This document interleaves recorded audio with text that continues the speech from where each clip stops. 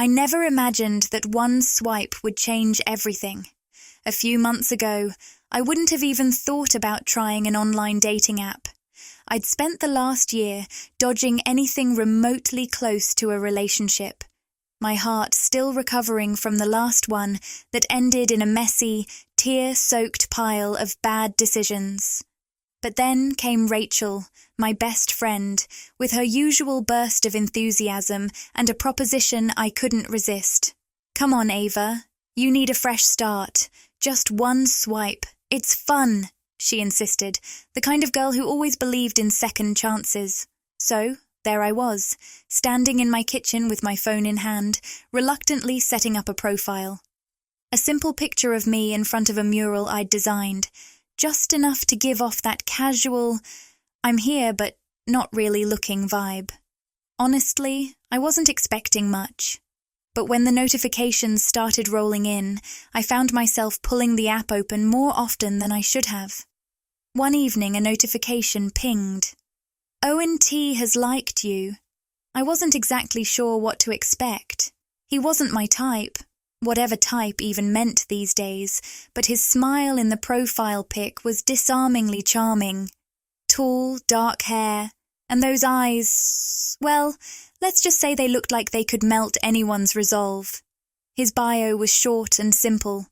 Adventure seeker, Colorado lover, looking for someone to share my mountain hikes. Mountain hikes?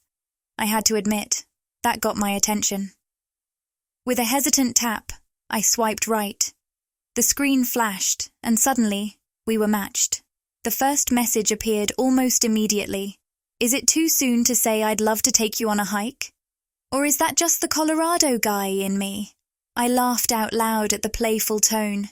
I'd seen enough of these apps to know the cheesy pickup lines were coming, but this one felt different.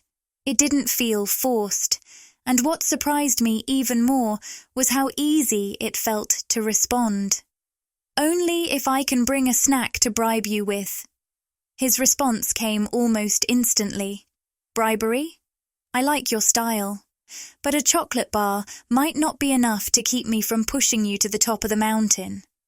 I found myself grinning like a fool, feeling a strange flutter in my chest. I wasn't looking for a relationship, not really, but with each text, I found myself drawn to him in a way I hadn't been in a long time. Maybe Rachel had a point. Maybe I was ready for something new. But what I didn't know yet was how much I had underestimated this Owen T. guy. Now, I'm curious. What would you do if you matched with someone who seemed perfect, but you knew they were right under your nose? Stay tuned, because what happens next is going to surprise you. Don't forget to like this video and subscribe to the channel so you don't miss the next part of this story. Back to the messages.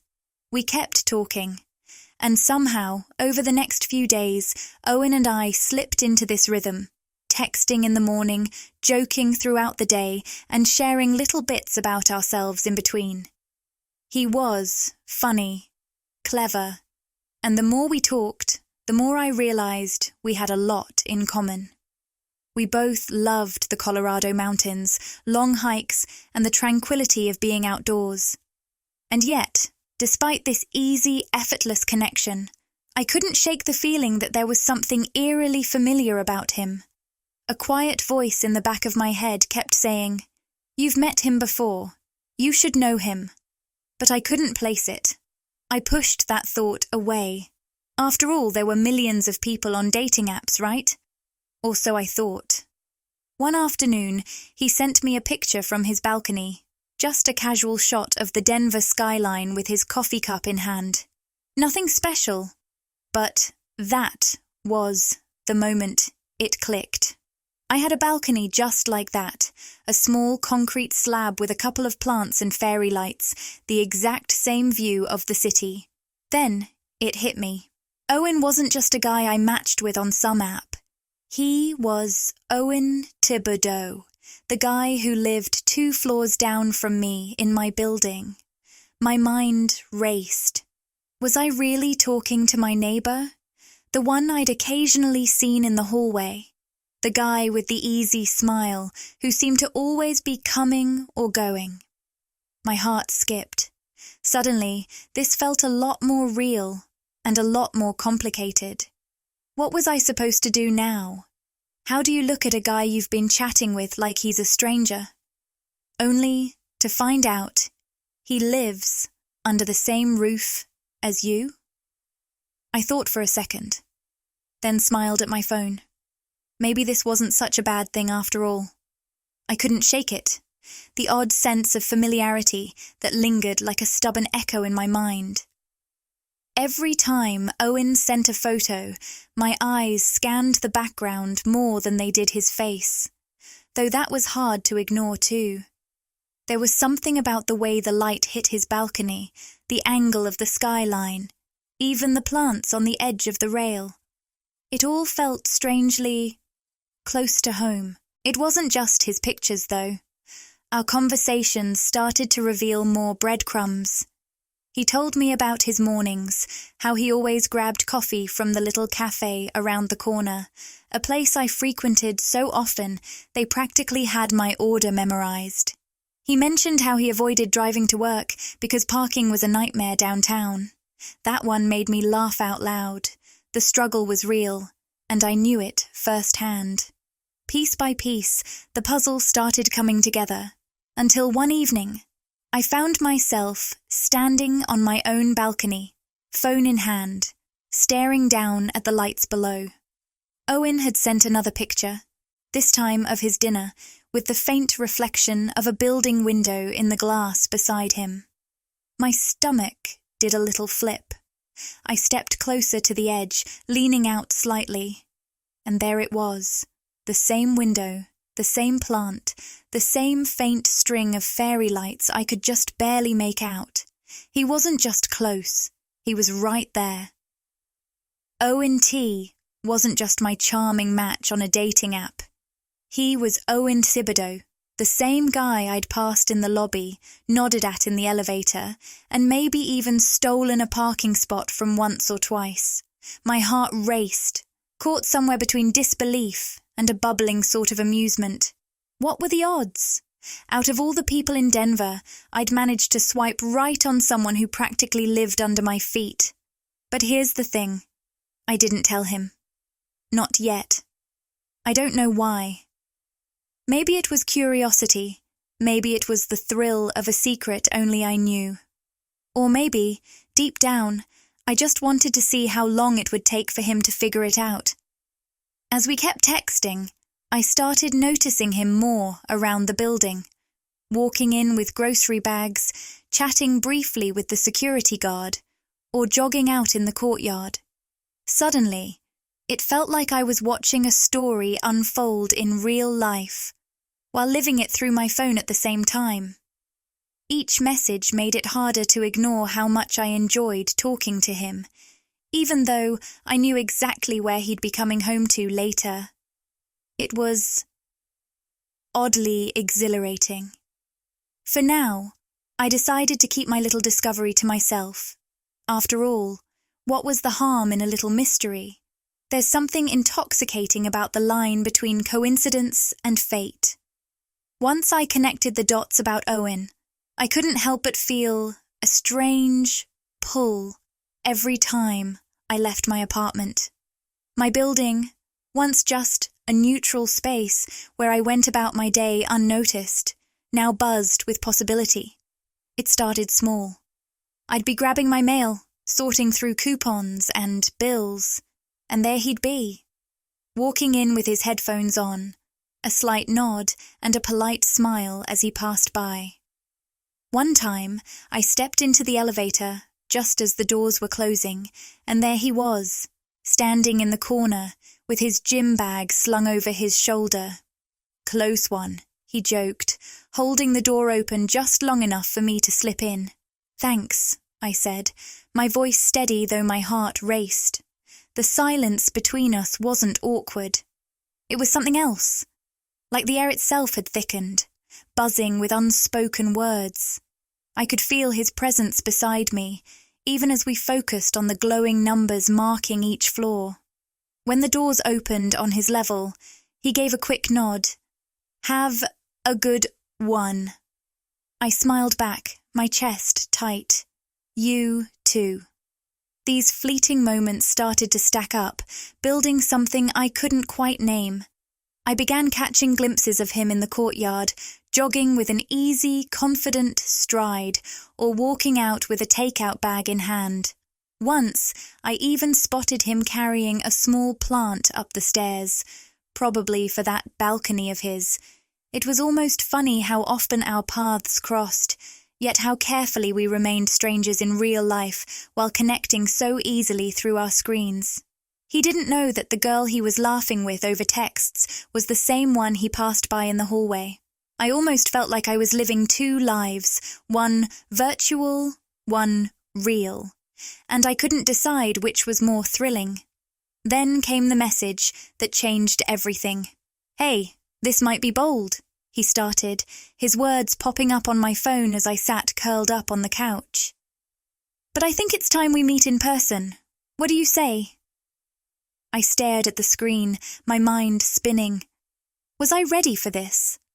I mean, it wasn't like I didn't already know him, at least in a way, but the idea of sitting across from him, seeing the man behind the texts fully come to life, made my heart pound. "You've been a great chat partner," his message continued, "but I'd like to think I'm better company in person, unless you'd rather keep the mystery alive?" I could almost hear the teasing tone in his words. He was challenging me, in the best way possible. After a moment's hesitation, I typed back, "Let's do it. But you have to promise not to disappoint." His response was quick and confident. "Deal. Tomorrow evening, I know a great spot." The idea of meeting him thrilled me, but it also came with a swirl of nerves. I'd spent so much time crafting our connection through texts that stepping into the real world felt like diving headfirst into unknown waters. The next day, I caught myself wondering if I'd run into him before our official meetup. Every corner of the building seemed to hold the possibility of seeing him. By the mailboxes, in the parking garage, at the coffee shop down the street. But it didn't happen. Instead, I spent the hours leading up to our meeting prepping in ways that felt a little ridiculous. A million questions ran through my mind. Should I wear something casual or dress up a little? Should I bring up the fact that I already knew where he lived? Or play it cool and let him lead the conversation? When the time finally came, I took a deep breath and stepped out of my apartment, feeling both excited and slightly unsteady. It wasn't every day you met someone who managed to blur the lines between stranger, neighbor, and potential something more. The elevator ride down felt like it took forever. My reflection in the mirrored walls stared back at me, composed, but with just a hint of nervous energy. When I reached the lobby, I glanced around, half expecting to see him already there. Instead, I got a message. "Running a few minutes late. Hold tight, okay?" I smiled at my phone. Typical Owen. Even his apologies had a way of making me laugh. I took a seat near the window, watching people come and go. My mind wandered to our past conversations, to the way his texts always felt so natural, so easy. This wasn't just about meeting someone new. It was about seeing if that same ease could exist in the real world. And as much as I tried to downplay it, there was a part of me that wanted this to work. I didn't just want another date or another face to add to my collection of almosts. I wanted something. When the door finally opened and I saw him walk in, it was like the world tilted ever so slightly. He was taller than I'd remembered from the elevator, his dark hair slightly tousled, as if he'd been running his fingers through it on the way here. His eyes scanned the room until they landed on me, and then his smile broke through. Effortless and warm, the kind of smile that made you feel like you were the only person in the room. "Hey," he said, walking up to me. "Hey," I replied, standing up to meet him. And just like that, the virtual world faded away, leaving only the two of us, face to face. The evening began with an ease that surprised me. Dinner at Owen's place felt like a natural next step, as though we'd skipped over the awkward formalities of a first date and landed somewhere more comfortable. His apartment was just as I'd imagined from the photos. Minimal, but inviting, with warm lighting, a few scattered books, and the faint scent of something delicious wafting from the kitchen. "You cook too?" I teased, leaning against the counter as he stirred a pot on the stove. "Don't sound so surprised," he shot back with a grin. "I have a few tricks up my sleeve." The meal was simple yet perfect. Pasta with a rich, creamy sauce, paired with a bottle of wine he'd clearly picked out with care. We settled at his small dining table, the city lights twinkling through the large window behind him. Conversation flowed effortlessly. We swapped stories about our favourite spots in Denver, laughed about the quirks of our building. The perpetually slow elevator was a shared nemesis, and discovered a mutual love for late-night walks in the city. At one point, I caught myself staring at him a little too long, the way his eyes crinkled when he laughed, how his voice carried a warmth that made me feel completely at ease. "Something on my face?" he asked, smirking as he caught my gaze. "No," I said quickly, feeling the heat rise to my cheeks. "Just enjoying the view." He leaned back in his chair, his eyes holding mine. "Right back at you." The air between us shifted then, subtly but unmistakably. After dinner, we moved to the couch, our conversation softening into a more intimate rhythm. He handed me another glass of wine, and as I took it, our fingers brushed. The touch lingered just a moment longer than necessary, and my heart skipped a beat. It felt inevitable, the way he leaned in, the way I met him halfway. Our first kiss was slow, exploratory, but it quickly deepened, a spark igniting between us that neither of us could ignore. I don't remember who made the first move to stand, but suddenly we were in motion, our hands finding each other as we stumbled toward his bedroom. The city lights spilled in through the large windows, casting a soft glow over the room. There was no hesitation, no second guessing. It felt like the most natural thing in the world, as though this moment had been quietly building since the first message he sent me. His touch was both gentle and insistent, his hands tracing a path that left no part of me untouched. We moved together with an unspoken understanding, a rhythm that felt both new and familiar. Every kiss, every whispered word, every shared breath seemed to pull us closer, erasing any remaining boundaries between us. The world outside faded into the background, leaving only the two of us, wrapped in each other's arms. There was no guilt, no doubt, only the undeniable connection we shared. Later, as we lay tangled together in the sheets, the city lights playing patterns on the ceiling, I felt a quiet contentment settle over me.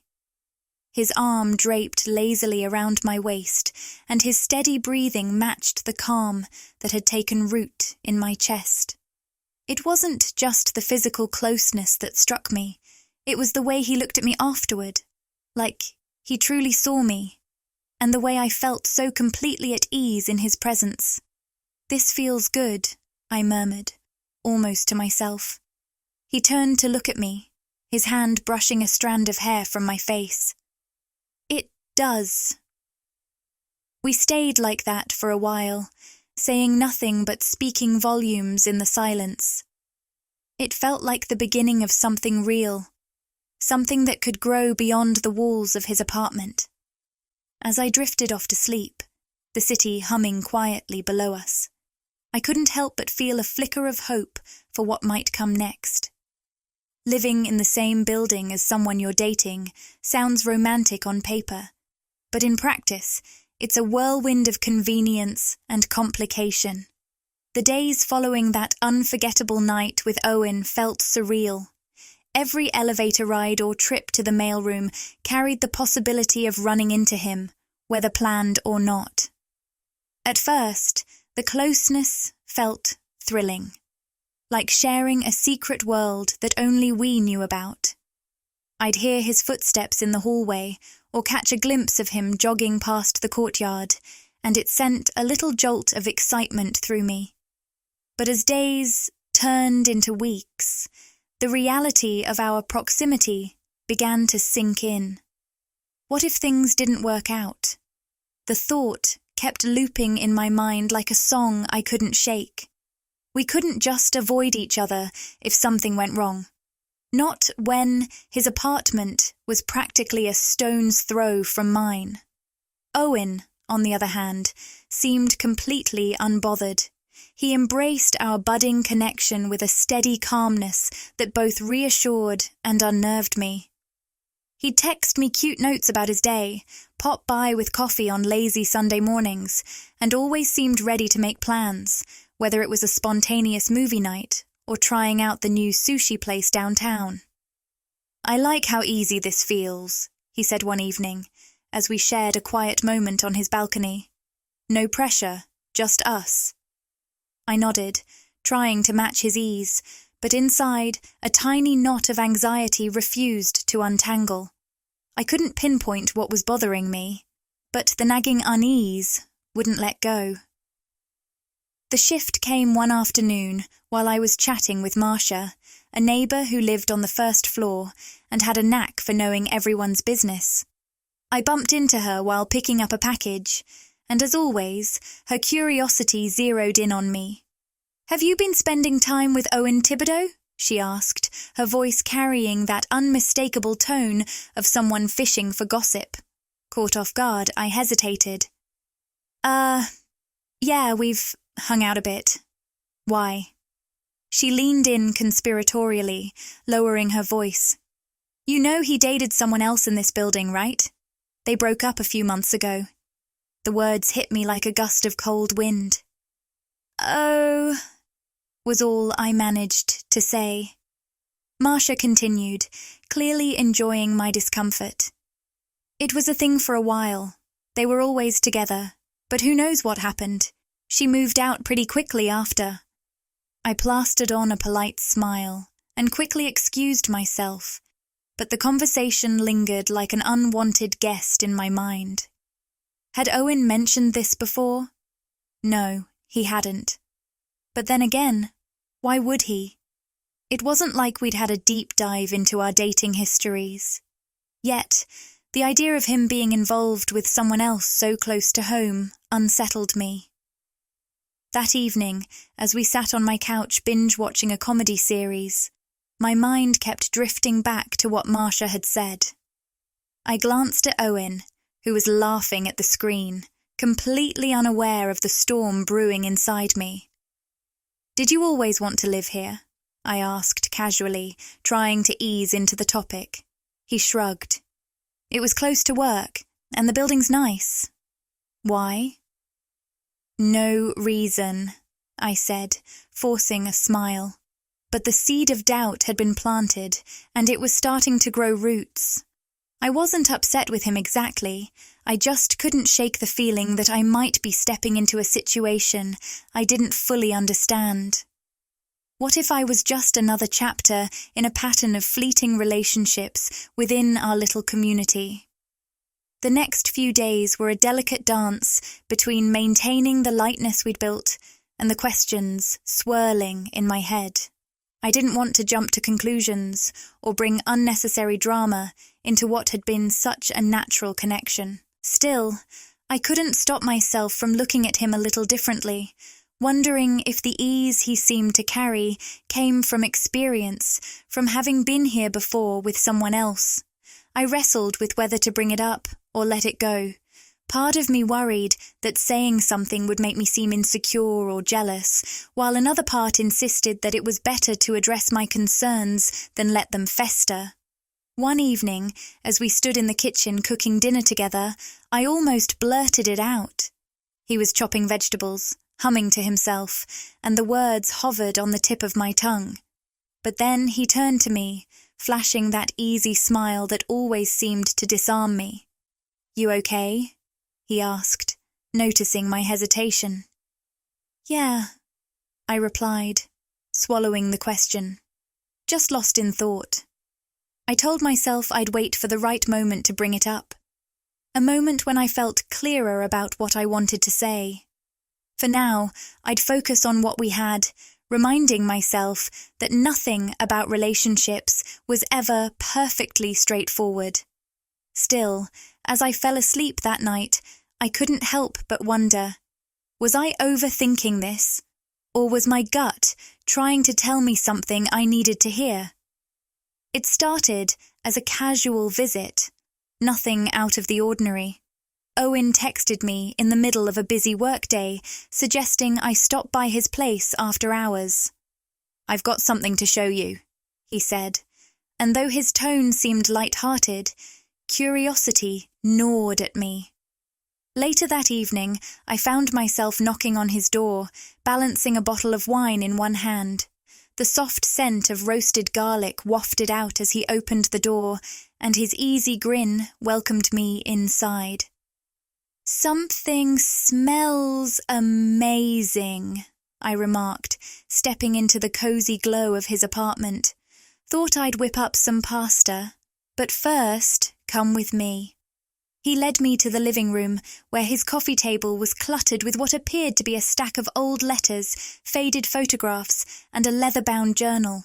The items looked weathered, worn with time, as though they'd been handled 1,000 times before.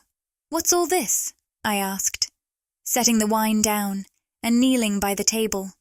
"Memories," he said with a faint smile, taking a seat beside me. "I was cleaning out some old boxes earlier today and found these. Thought you might want to see a little bit of my history." His words felt heavier than they sounded, as if they carried an unspoken weight. I picked up one of the photographs, a candid shot of a woman laughing, her hair catching the light like a golden halo. She was beautiful, with a warmth in her smile that was impossible to ignore. "Who's this?" I asked, my voice soft, not wanting to intrude too much.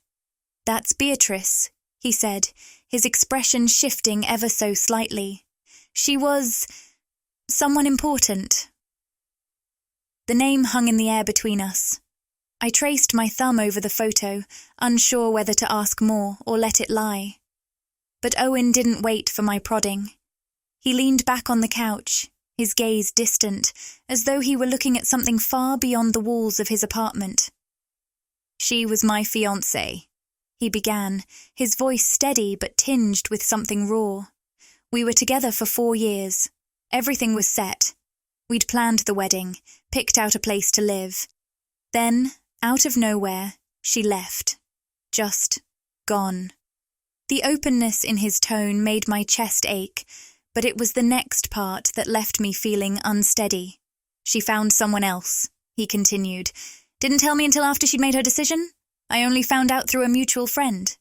One day, we were building a life together, and the next, it was like none of it had ever mattered." His honesty took me by surprise. He wasn't defensive or bitter, just matter of fact, like someone recounting a story they'd had to tell themselves too many times to count.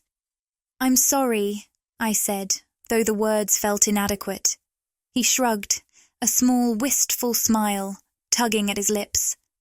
"It was a long time ago, but I'd be lying if I said it didn't leave a mark." I looked back at the table, at the fragments of a life I hadn't known existed. The journal caught my eye, its corners frayed. I reached for it, but Owen stopped me, his hand resting lightly on mine. "Not that one," he said quietly. The air between us shifted, and I withdrew my hand, respecting the boundary he'd drawn. "Did you ever get any closure?" I asked after a moment. Not really. Beatrice tried reaching out a couple of times, but by then I didn't see the point. What's done is done, right? His words lingered in my mind long after he spoke them. Part of me admired his ability to move forward, or at least his attempt to. But another part of me couldn't help but wonder, was he truly over it, or was he still carrying pieces of her, tucked away in the quiet corners of his heart? That night, as we ate pasta and sipped wine, Owen seemed lighter, as though sharing his story had lifted some invisible weight. But for me, it was a lot to process. I couldn't shake the image of Beatrice from my mind, her laugh frozen in that photograph, her presence woven into the fabric of Owen's past. It wasn't jealousy, exactly. It was more the realization that I'd stepped into something with a history, one that I couldn't ignore. As we said goodnight, and I made my way back to my own apartment, I felt a strange mix of emotions. I cared for Owen deeply. That much was clear. But for the first time, I wondered if the scars of his past might shape the future we were trying to build. In my heart, I wanted to believe that he was ready to move forward, that our connection could stand on its own, unshadowed by what came before. But only time would tell if that was true. For now, I could only focus on the present and the moments we shared, hoping they would be enough. The thoughts in my head had been swirling like storm clouds for days. Every time I saw Owen, there was a nagging question at the back of my mind. Was this too much? Too fast? It wasn't just the proximity, though, that was part of it. The idea of dating someone in the same building felt precarious, like walking a tightrope without a safety net. But what unsettled me more was Beatrice. Her name and the story Owen shared stayed with me, a quiet whisper that wouldn't let me fully settle into the present. One evening, after pacing my living room for what felt like hours, I made up my mind. I texted him. "Can we talk? I need to get something off my chest." The reply came almost instantly. "Of course. My place?" I hesitated for a moment before typing back. "Yours is fine." When I arrived, he greeted me with his usual warmth, a gentle smile that eased some of the tension I'd been carrying. Still, as I stepped inside, I felt the weight of the conversation we were about to have pressing down on me. "You okay?" he asked, his brow furrowing slightly. "Yeah," I replied, though my tone betrayed me. There are some things I need to say." He nodded, gesturing for me to sit on the couch. I perched on the edge, trying to organize my thoughts, as he took a seat across from me, his expression calm and open. "Okay, here goes," I began, taking a deep breath. "I really like you, Owen. I want to be clear about that. But there are a few things I've been struggling with, and I think we need to talk about them." He leaned forward slightly, his elbows resting on his knees. "I'm listening." I looked down at my hands, fiddling with the hem of my sweater. "First, there's the proximity thing. Dating someone in the same building. It's a lot. I mean, what if things don't work out? It's not like I can just avoid you if things go south." He nodded slowly. "Fair point. I can see why that might be a concern. And then, there's Beatrice," I continued, my voice softening. "I know she's in your past, but it's hard not to think about her, about what happened between you two, and whether you're really ready for something new." The room fell silent for a moment, the only sound the faint hum of the refrigerator in the kitchen. Then Owen sat back, his hands resting on his thighs as he let out a quiet sigh. "I appreciate you being honest with me, Ava," he said. "And I want to be honest with you too." He paused, his gaze meeting mine, steady and sincere. "Yes, dating someone in the same building is a risk," he admitted, But every relationship is a risk, isn't it? Proximity doesn't have to define what we have. What matters is how we handle it. His words made sense, but I stayed quiet, waiting for him to address the part that weighed on me the most. As for Beatrice, he continued, his voice firm yet gentle, she's part of my past, but that's where she belongs. What happened with her taught me a lot about what I want and what I don't want in a relationship. And what I have with you, Ava, it's different. It feels real in a way that nothing else has before. His words landed like a balm on my anxious heart. Still, I needed to know one more thing. But are you sure you're ready? I asked. I don't want to be the rebound, Owen. I need to know this is something you're serious about. He leaned forward again, taking my hand in his. The warmth of his touch steadied me, grounding me in the moment. Ava, you're not a rebound, he said, his voice resolute. I wouldn't be here with you if I didn't believe in what we're building together. I want this. I want you. And I'm willing to do whatever it takes to prove that. Tears pricked the corners of my eyes, but I blinked them away, a small smile tugging at my lips. His sincerity was palpable, and for the first time in weeks, the weight on my chest began to lift. Thank you, I whispered, squeezing his hand. I needed to hear that. We sat there for a while, talking about everything and nothing, the tension between us melting into something softer and more secure. By the time I left his apartment that night, I felt lighter, as though we'd taken an important step forward together. The questions and doubts weren't entirely gone, but they no longer felt insurmountable. For the first time in a long time, I allowed myself to believe that maybe, just maybe, this could be something worth holding on to. The days that followed our honest conversation felt like stepping into a new chapter, one I hadn't entirely expected, but was eager to embrace. Owen and I didn't just go back to how things were, we made a conscious effort to do things differently. It wasn't about erasing doubts, but learning to live with them while letting something beautiful grow between us. We started setting small but important boundaries, not because we didn't trust each other, but because we wanted to preserve a sense of independence. Owen suggested we alternate between his place and mine for our time together, and I quickly agreed. It felt like a simple way to keep things balanced and not fall into the trap of always being around. I don't want us to lose ourselves in this, he said one evening as we stood in my kitchen, cooking dinner together. His tone was soft, thoughtful. I want us to build something strong, something that lasts. The weight of his words hit me in a way I wasn't prepared for. I hadn't thought much about the future, not in concrete terms anyway, but hearing him talk about it filled me with a mix of excitement and nervousness. We'll take it one day at a time, I replied, smiling as I handed him a spatula, but I think we're off to a good start. Life didn't magically become perfect overnight, of course. Living in such close proximity meant we had to navigate the occasional awkward moment. Like when I ran into Owen in the elevator after a long workday, my hair a mess and my patience running thin. He greeted me with his usual charm, and I couldn't help but laugh, my irritation melting away. "You're stuck with me, you know," he teased, leaning against the elevator wall.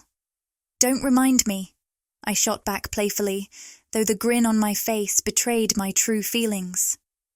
We also made an effort to maintain our lives outside of the relationship. Owen continued his weekend hikes with friends, and I threw myself into a new graphic design project that had me buzzing with creativity. It felt good to have our own spaces to grow, even as we came together in ways that felt more meaningful than ever. One Saturday, as we lounged on his balcony with mugs of coffee, the city sprawled out beneath us, I found myself reflecting on how far we'd come. "You know," I said, breaking the comfortable silence, "I never thought I'd meet someone like you, especially not on a dating app." He chuckled, setting his mug down. "And I never thought I'd end up dating the girl upstairs who drops her laundry basket in the hallway." I smacked his arm, lightly, laughing along with him. "Hey, that was one time, and you helped me, so really, you've got no one to blame but yourself." The laughter faded, leaving a quiet warmth between us. I leaned into him, resting my head on his shoulder as we watched the city come alive with the golden hues of a setting sun. "This feels right," I murmured, more to myself than to him. "It does," he agreed, his voice steady and sure. For all the twists and turns that brought us here, I couldn't deny how right it felt. Love had a way of sneaking up on you, I realized, often in the most unexpected places. For me, it was just 2 floors down. As the sun dipped below the horizon, casting the city in a wash of twilight, I felt a quiet sense of peace settle over me. It wasn't about knowing exactly where we were headed, because I didn't, but for the first time in a long time, I was okay with not knowing. Owen reached for my hand, lacing his fingers through mine. "Whatever happens, Ava, I'm glad it's happening with you." I squeezed his hand, a small smile playing on my lips. "Me too, Owen. Me too." And just like that, we sat together, the city below and the stars above, ready to see where this unexpected journey would take us next. If you enjoyed this story and want to see more, don't forget to like, share, and subscribe. Your support means the world, and it helps me keep creating content you love. If you want to go the extra mile, feel free to donate through the Super Thanks button. Your contributions go a long way in making these stories even better. And for exclusive content, sneak peeks and more, make sure to hit that join button. Thank you for being part of this journey.